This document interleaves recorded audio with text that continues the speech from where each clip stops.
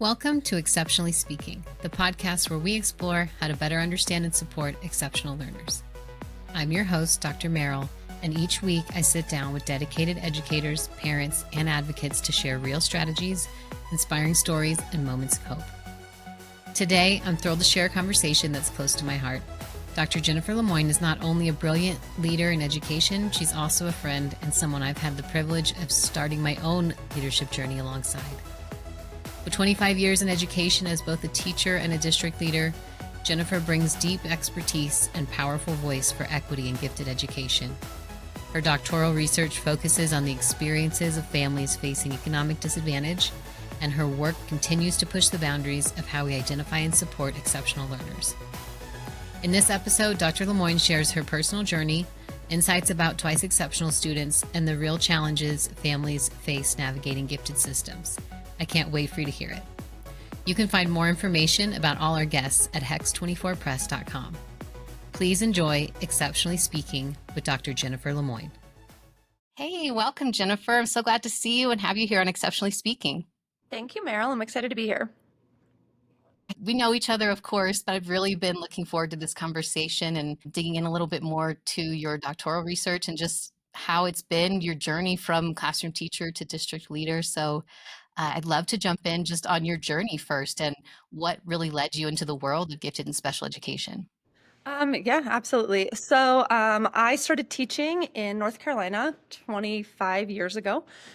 Had not worked with any gifted students, really didn't know anything about gifted education.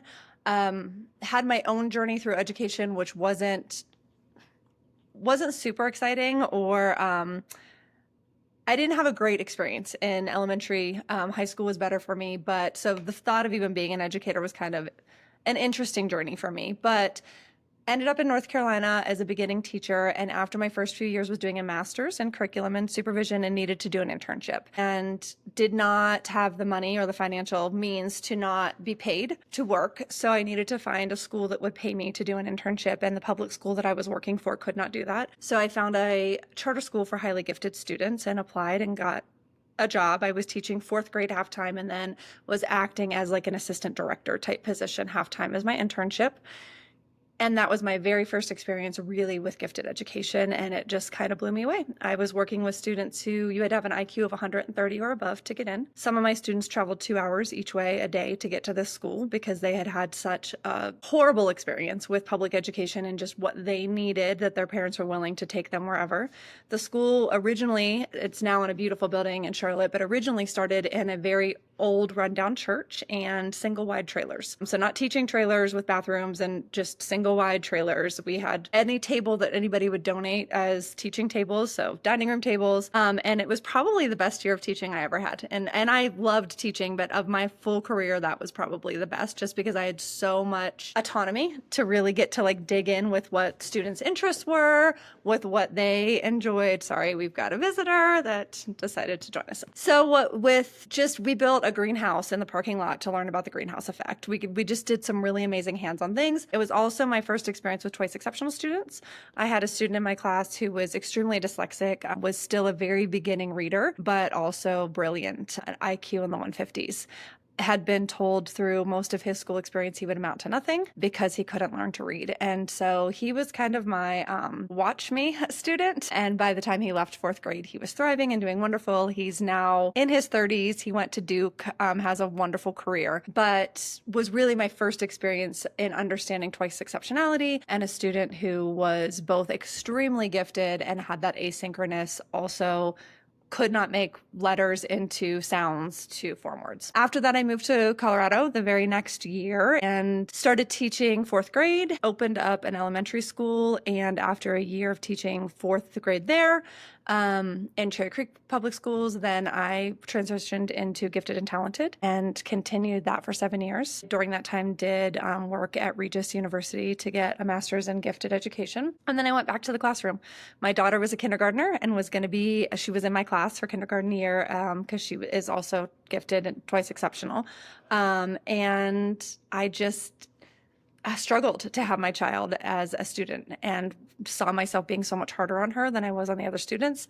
So I decided to go back to the classroom, and I stayed as a second grade teacher until she went to sixth grade, and then went back to gifted and talented in the same school, taught for a few more years. During that time, chose to go get my doctorate, mostly because I spent all but the year that I was at the School for Highly Gifted students in my teaching career in Title I low-income schools. That was my passion area because I grew up a low-income student, was to really advocate for low-income students, students with disadvantages, for gifted education. I found that a lot of times I had brilliant students that just couldn't get the academic scores that they needed to be identified as gifted and talented. So I worked really hard on building a very strong talent pool and providing opportunities and access. I know that having that gifted label opens doors and opens opportunities for students that otherwise may not be opened. So I spent most of my career doing that.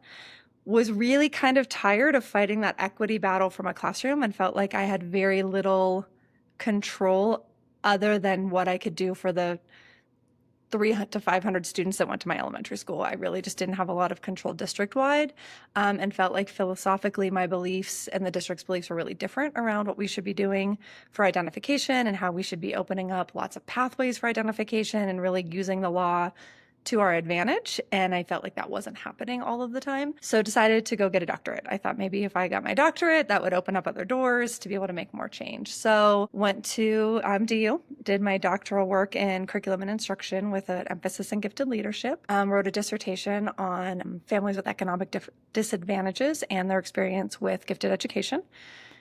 So I learned a lot through that process. It was really therapeutic for me because it helped me start to really unpack even some of my own experiences in school as a child, being from a family that was economically disadvantaged, and also seeing the experiences that we saw, the themes that came out from the six, mostly women, mostly moms that I worked with. There was one family where I got to work with mom and dad, but really getting to see that they had a lot of the same struggles that I did, that my mom did with school, and how they were perceived, how their students were perceived, the experience that they had. I worked on my dissertation. It was very much connected to the experience that I had as a child. I saw a lot of themes that were similar to what my mom explained as her experience as a mom trying to advocate for her child. I think through this process, I also started to recognize that I probably also was gifted and just was never identified, partially because I grew up in a really, really small town where gifted education wasn't something that they were identifying in the 80s, and partially because I was from a low-income family. And so there's some bias that goes along with that, just around what we believe students can do when they are from low-income families. During my final semester, the semester where you write your dissertation and defend your dissertation, I also applied to a position with Denver Public Schools. I guess it was the semester before that, but I started the position during my final semester. So I started a brand new job as the director of gifted education for a brand new school district to me, and finished my dissertation and moved all in the same semester, which we were actually just talking about this the other night, my husband and I, about like anytime I feel stressed now, I just remind myself like, all you have to do right now is go to work. You are not going to work in a brand new job and writing a dissertation and moving. So, and doing Showtime on Ice. My daughter's a figure skater, and so I was very involved in her show, which was also that spring. So nothing seems quite as stressful as that one semester did. So I can do anything if I did that.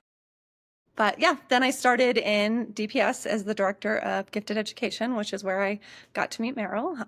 And she was the manager at the time, and also brand new into that position, but had been with DPS for a while. And we started kind of a leadership journey together, I feel, and very much were philosophically aligned with what we wanted to do with gifted education, and started to really dig in and do the work of what we could do within the constraints of a very large school district and within the constraints of the budget that we had for gifted education, but we're able to start to make some change. And then about 6 months ago, maybe a little bit more than that now, I was asked to step in as interim executive director of Exceptional Student Services, which oversees special education, mental health, special services like OT, PT, LID, 504, and nursing. And so I've been in that position for a little over 6 months, officially became my title about a month ago. And then Meryl was able to move into the title of director of gifted education, which I'm so excited I got to pass that along to her. Yeah, it's been such a cool journey to even for the last 3 years to see what this has all come to be for us. I know when we started, it was so exciting and a big question mark of how much progress we could make and then what the future for us would look like. So it's really exciting, I think, to be where we are today. And I think you have experienced a lot of different perspectives in the education world that are super valuable. And so I want to talk a little bit deeper about a couple of them. One of them being first your research through your dissertation. So you were exploring how families with economic disadvantages perceive giftedness. And so what would you say would be like the most surprising or powerful themes that came out of it? Yeah. So really the work that I did was how they experienced giftedness, but more how they experienced school as having a gifted child. So families could have a child that they self-reported as gifted or a child that was actually identified gifted through the school system. And I had an even mix of both. And it was really about what their experience had been. And some of the big themes that I think came out of it is parents didn't feel that their opinion or the knowledge that they had about their children were valued by the school, that it was very much a one-way relationship. And I had families from different districts, different schools, so it wasn't one school, one district, that often they felt like the school was there to tell them what they needed to know about their child, but wasn't there to ask what they see at home or what they know to be true about their children. There were also a lot of themes just around asynchronous development, around twice exceptionality, bias, just that it was really that a lot of my families were working multiple jobs, weren't able to be at school for fundraising days. And a lot of them definitely made efforts to be at conferences but couldn't be at the school to volunteer. And they felt that definitely almost worked against them and their children. So those were some of the bigger themes that came out. My mom, through this experience, I would ask her questions just about my schooling. I don't remember a lot of early elementary. I remember by like third or fourth grade, I really did not like school and did a lot to try to get in trouble in school. And my mom said that when I went to kindergarten that like I could not wait. I was so excited to go to kindergarten. And I was an early reader and I couldn't wait to show the teacher that I could read. And I did half day kindergarten because that was what you did then. And kindergarten went well for me. I loved my teacher, but it was a lot of like play. That's what kindergarten was then. We did a lot of playtime, we had snack time, we had nap time, and I was there half a day. So that was it. And then in first grade, I had a teacher that I really struggled with and really struggled with me. And my mom went in, they put me in remedial reading and math classes. And so my mom went in to talk to the teacher of like, what's going on? I don't understand. She's been reading for a long time. Why is she in remedial classes? And the teacher pretty much told her, you worry about home and I'll worry about school. Like I'm the professional here. My mom was young. She was uneducated. My mom never went back to advocate to school after that one experience. That was it. My brother went through the special education system, was dyslexic and had ADHD, and my mom never advocated for him. I think that just really made her feel like she wasn't welcome. It wasn't her place, that the teachers knew best. And I think that made it harder. I know that she talked when we went through kind of talking about the experiences that she had, regret for not, especially for my brother, advocating more. I think she looked at it like I did fine and I ended up fine, so it was all okay. But I had a high school teacher that really made a big difference for me. And so what I had found with working with these families is they had a lot of the same experiences, unfortunately, 30 years later, that they just didn't always feel very welcome at the school. They didn't feel like their opinion about their child or what they knew about their child was valued. And a lot of times they felt that they saw things in their children that the teachers didn't see, that some of their gifts, some of their just amazing things that they could do at home, they weren't always showing at school. And so that was something that continuously came up. And then it also came up having one person for the families that really had like a teacher that really advocated and got to know them and got to know their children, that had made a big impact. And that was the same in my career path as well. I had a teacher that really encouraged me to go to college. Otherwise, I probably would not have. I think some other things that came up were a lot of, even though families were struggling with finances and that they were working multiple jobs to be able to make ends meet and pay the bills, education was a value. One of the moms was back in school to do her master's while working full time and raising 3 kids. A lot of the families talked about seeking outside of school experiences for their children. So making sure that there were lots of books in the home, looking into any kind of free programs for anything enrichment wise that they could do in the summer or on the weekends. And so there was for me, I think there's a bias. I taught for 23 years in low-income schools. I have heard teachers talk for years about how families show up and what families do for their children. And there was a bias of a lot of our families that were coming from lower income experiences just didn't care about education or weren't valuing education. And that was not at all what I found in my research. In fact, very much the opposite, that they still saw education as their way for their children to do better and to be able to have a better income, even though that isn't always necessarily the truth, as we know. Yeah, absolutely. And so throughout your experience and your research and your teaching time, we know by looking at the data, it's pretty obvious that our economically disadvantaged students are an overlooked population. So what advice or bigger thinking or bigger questions could you give to people who are really trying to look at this at their district or school and solve for that? Yeah, I would say that we really need to look at the way we assess students differently. I think we need to think about the opportunity gap because that is a real thing. A lot of the students that I worked with over years of education, as well as the families that I worked with on my dissertation, didn't have the ability to send their children to a preschool or a daycare program.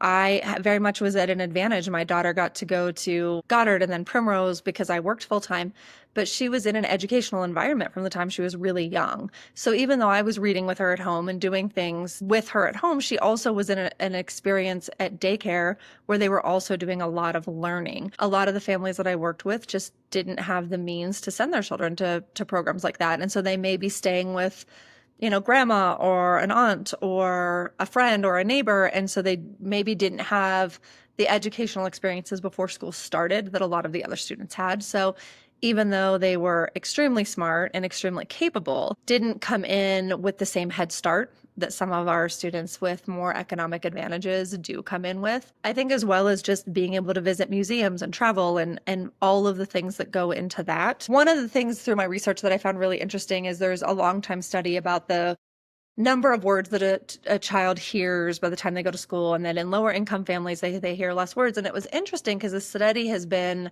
kind of like what everybody goes to for a long time. And the more I dug into it, it's a single study. It's never been proven again by any other study. And so really it isn't something we should be using as fact, but I feel like a lot of teachers do. I've heard a lot of teachers quote that study over my career. And the more I dug into it, it was one-off study that they've never been able to replicate in any other study. So not sure how much it is true that the lower income family you're from, the less words you hear or the less big words that you hear, the better vocabulary that you have. And I saw things even with, we've started to identify kids as psychomotor. And one of the things that used to really frustrate me is the way that we identify kids psychomotor is they have to be nationally ranked. Well, to be nationally ranked, you need to be on a team. So if you even think about like gymnasts, to be on a nationally ranked gymnastics team, you have to have the money to put into major gymnastics lessons. I had a first grader one year do backflips the whole way across the length of our gymnasium. That's a psychomotor giftedness. Like taught himself, could backflip the whole length, obviously had some gifts, was just that natural athlete that anything they did in PE, he immediately picked up and excelled at. Never will be identified as psychomotor gifted because he will never be able to afford to be on a team that's nationally ranked. Maybe once he gets to high school and can play like high school sports, but even high school sports now have so many fees to play for the high school that it's hard for our students that don't have money to be able to do that. So there are definitely some flaws in our system. I would say what I would really encourage families to do is advocate, which isn't always easy, but even when you feel like your voice isn't being heard, continue to advocate. There are advocates out there that will advocate for you for free. And so if you don't feel comfortable, you can always look into an advocate on both sides, gifted or special education. There are districts that are really working hard to look at lots of different ways to identify students gifted. And there are other districts that aren't. And so I would really look into the research. I would know ECEA law for gifted. For special education, I would also know IDEA. Those are important and easily can be found on the internet and read. And again, if it's not something you're comfortable with, there are lots of advocates out there that will help support you in understanding what you need to know for your child to be able to advocate. Yeah. And so I'm wondering, of course, a huge piece of the work that you've done over the past 20 plus years has been advocacy through education. But how does that show up in your mom role? And does that look different? Yes.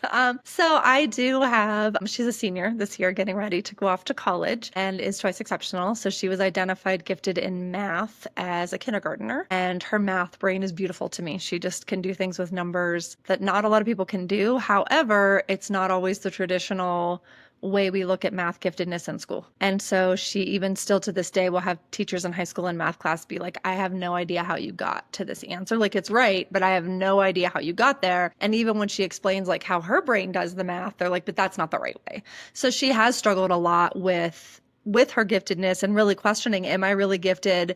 Was this a mistake? If you spend 5 minutes with her, anybody that knows anything about giftedness is like, oh yeah, she's definitely gifted because she has all of the emotional and sensual overexcitabilities to go along with her giftedness. She is also diagnosed with anxiety and OCD. And so that's where she's a 504. So that's where her twice exceptionality comes in. She did not get a 504 plan until 6th grade. I struggled. I was a teacher at the elementary school she went to. I brought her to my school for a lot of reasons. I wanted her in a diverse school. I didn't want her at the neighborhood school where everybody looked and did the same.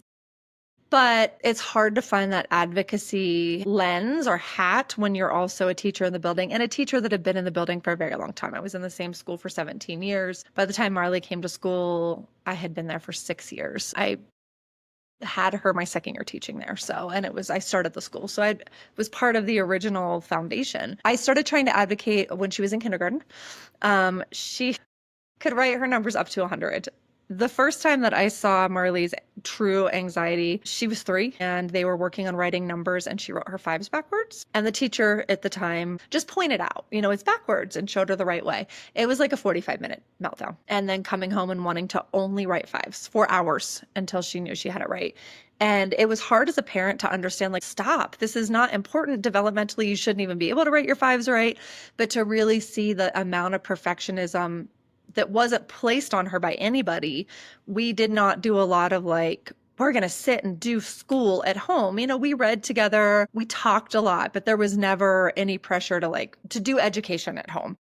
Even though I was a teacher, it was much more about just playing and having fun together. And so seeing the amount of anxiety and perfectionism at such a young age, I knew that there was going to need to be a lot of advocacy. So in kindergarten, I started to advocate because they would have her for homework write 1 to 5. And I'm like, she can already write to 100. Like, couldn't we give her maybe some simple addition? Marley also hated to color more than anything. Like that just was not her jam, did not enjoy it.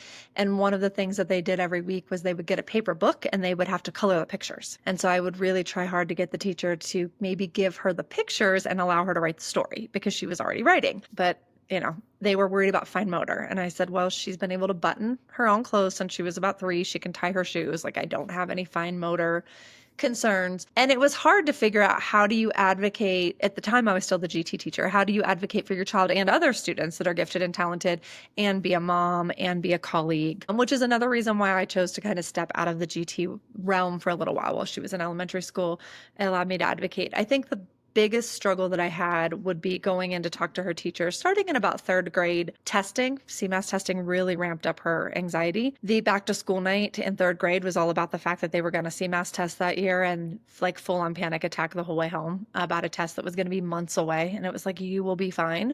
I would try really hard. Marley is one of the best maskers, or was for a while. Middle school things kind of fell apart for her that I've met, but she would scratch her hand until it would just break open and bleed. So like, you can't imagine how many times you have to scratch your hand to get it to bleed. But that's how she would at school deal with her anxiety. She would just scratch and scratch and scratch. And so I would go in to try to talk to the teachers at the beginning of the year about, Marley's got a lot of anxiety. And they'd be like, we don't see that at all. Like, she is lovely. She's delightful. And I'm like, okay, but she's got a scar on her hand that she breaks open 3 times a week from scratching. And so it took a lot to get teachers to even see, because she was so good at school of holding it all in and then coming home and just having such a rough time, that there was anxiety there. We had a 6th grade teacher, a photography teacher, that was amazing with Marley and really saw it. And she had a safe space in her room that she could go to during the day. That's when we started the 504.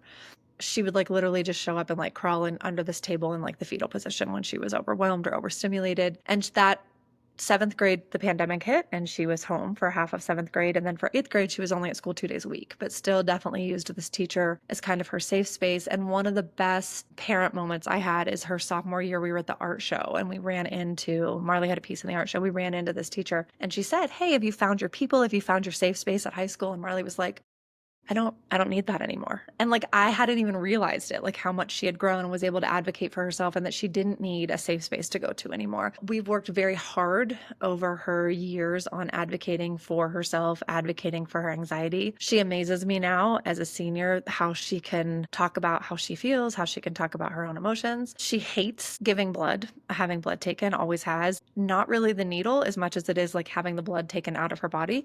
And so the very few times she's had to have blood taken for medical things, she's had to be held down, restrained. And she decided this year she was going to give blood at her blood drive now that she's 18. I think she needed the NHS volunteer hours, and it was like an easy 2 hours. So she sobbed through the entire line, texting me. And I was like, "You don't have to do this." And she's like, "No, I want to do it." But when she found out there was a finger prick, like full on panic attack, but got through it. Got to the place where you actually give blood, sobbing still this whole time, like uncontrollably, had to say to the man, "My fight or flight can't react right now because I want to do this. So the way my body is processing this is I am sobbing. I'm fine. I want you to do this, but just know I'm going to sob uncontrollably." And like the fact that she's gotten to a point in her life where she can recognize, I'm okay. This is just my body's reaction to my anxiety that I can't control at this point in my life, but I also know that like I will be okay and I can push through it, is amazing to me. She does joke around about that, like her nervous system doesn't know the difference between like basic daily activities and like being chased by a bear. And that, you know, she's pretty much spends her entire life in this like constant fight mode, but she's learned strategies. She's learned to be able to like go to teachers and advocate and explain what she's going through, which has been amazing for her. I haven't seen a major OCD breakout. When Marley's anxiety is high, her OCD goes higher, and she tends to focus on things like needing to be walking on the same side as a part, like the left. It was always the left side, but she has certain things,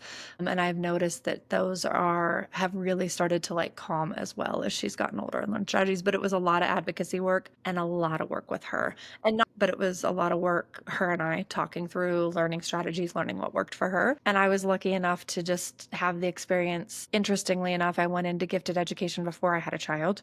Started to learn more about twice exceptional before I even knew I would have a twice exceptional child. Usually it's the opposite. Usually parents end up here because of their child. And it was just interesting. Like I almost manifested a twice exceptional child because of my education. Yeah, right. Experience. But I'm so glad I had that experience because as a parent, I've been able to help her, explaining overexcitabilities to her. And about middle school was really interesting. I don't know why I had never thought to talk to her about that before, but I overheard her then talking to another friend who's also very gifted about overexcitabilities, and she couldn't remember what they were called, but she was like, there are these things, and it's why we are the way we are, and it's why like I do this and you do this, and it's not because like we're weird, it's because like our giftedness. And it was just really cool to like hear her then try to like help her friend understand herself, which also made me realize we don't do a great job of really explaining to gifted children what they may be experiencing and how that is part of their giftedness and not a negative. It's just part of who they are. And how great that was for her to realize like, oh, the fact that like I can't stand like tags, or I can't stand bright lights, or I get really overstimulated super easy is because I'm gifted, not because of something else. So I think that that's been really helpful. But I also know as a teacher, I worked with students on that, but not a lot of parents are aware, even if you have a gifted child, what an overexcitability is, and that your child may not be ADHD or may not be on the autism spectrum. It may just be part of their giftedness. Yeah, I think it's a huge story for your child, but also just for your family, kind of reaching the end of high school now. So, what advice would you give a family of a twice exceptional student who's just beginning, let's say, the 504 process about advocacy or what to expect? Yeah, I think first of all, know your rights. I had a counselor tell me one time that my child's 504 had expired, and they don't expire. But had I not known that, I probably would have just been like, oh, okay, well, what do we do? But because I was like, no, that's not a thing. They can't expire. So I would definitely take the time to know your rights. I'm a reader, and I encourage people to be readers. If you don't love to read, like you can get audiobooks. You can watch videos. YouTube has a lot of great videos out there. I think TikTok now even has great videos to be able to see the experience maybe from the lens of a student that's neurodivergent or twice exceptional. Living with Intensity was one of the books that changed my life and just the way I saw not only my child, but my students and really how their brains may be working. And also, I think what's really important is just because your friend's twice exceptional child had this experience and this worked for them doesn't mean that that's going to for you. Like every 2E student, including my own, is just different. The way that they show up, that what may be the things that are barriers for them are going to be different. And so it's really important to understand and know your child and just listen to what they need. It's really, really hard as a parent not to want to come in and just rescue and fix it. But being able to just say, what do you need in this moment can be really powerful for your child to want to still talk to you and let you know how they're feeling so you can advocate. And then really start to push them to advocate for themselves because you're not always going to be there. My child's going to go to Arizona next year to college and I won't be there. I mean, I will obviously always be there on the phone if she needs me to talk her down or to help support her, but like she's got to be able to go talk to her professors and advocate for the things that she needs to be able to be successful. She's going to have to be able to use her strategies on her own because I won't be able to be there to do them for her. So I'm glad that I was able to help her learn to advocate for herself young. And I think that's going to be different for every child. And you know your child best. You know your child better than anybody. So you know when to push them and when to take care of them. Yeah, I think that's a good point to consider really what is this support going to look like after high school and to make sure that that's in mind with your team as you're planning for accommodations or whatever it might be for your child so that they're feeling confident when they do leave high school so they can advocate. Absolutely. So thinking back on your transition from classroom teacher to district leader, I'd love to just hear some reflection on maybe switching lenses, going from classroom teacher to district leader, and what was maybe surprising or helpful for other people to understand on the difference of both sides there. Yeah. Well, and I leapfrogged a lot of positions. I went from teacher to director. And so I didn't kind of work my way up the way most people do. I just kind of did this massive jump, which in some ways was good. And in other ways, I think leadership is one of those things that you have leadership tendencies or you don't. And so while I know at the beginning there were people that were like, oh, well, you've never been a leader. It's like, well, I've been in a school for 23 years and I opened a school. And so like I may not have had a leader title, but you can be a leader without having the title of being a leader. And I think for some people, you tend to always move into that leadership no matter what you're doing, because that's just kind of part of your personality. I think for me, some of the interesting things have been it's very similar to being a parent.